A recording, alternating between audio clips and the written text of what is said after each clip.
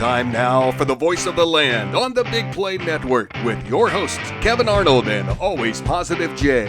I asked this to Dave and to Admir last week.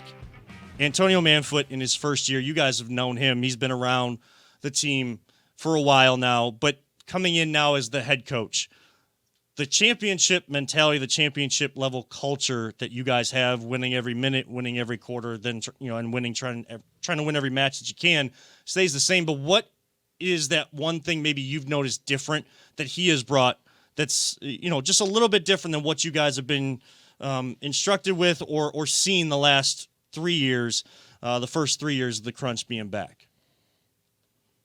Yeah, I mean, I think the biggest differentiator is the organization, the tactical side of things, and the intensity, right? And I was fortunate enough to be Antonio's roommate for a couple of years, and him and I played together in MASL 1 in St. Louis together, and I've shared the field with him since I was young, so like he has never changed. And I knew as soon as the announcement came that he was going to be our head coach, that's exactly what we're going to get, and we needed that, right?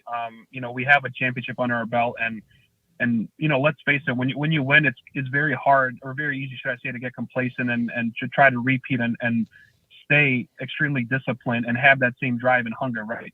And as soon as Antonio came in, you could just tell there was a switch on the guys, and everyone is taking it more serious, which is what we needed. I think we have a lot of talented players. It's a good mixture between experience and rookies and sophomores, things like that. But as soon as he came in, you could just tell the understanding of the indoor game.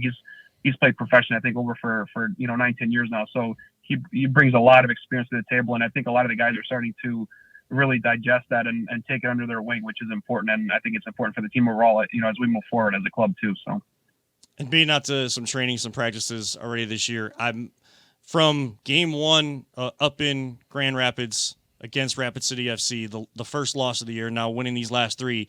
Just seems like every single game, the stuff you guys are doing in practice, the way he wants the ball to move, the type of tactics you guys are doing, the little adjustments you're making, seem to really be translating out there on the field, and guys really playing well together.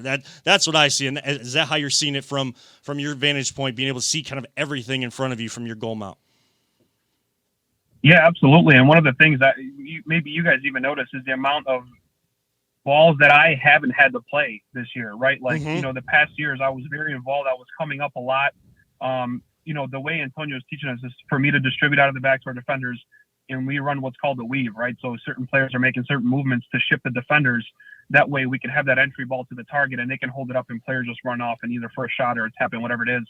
But that's been the main thing. Like I said, whether we were winning or losing, it's the same consistent message over and over from Antonio. And again, that's where that experience and understanding of the game comes in place, because that's the way you get back into games, and that's the way you control games as well.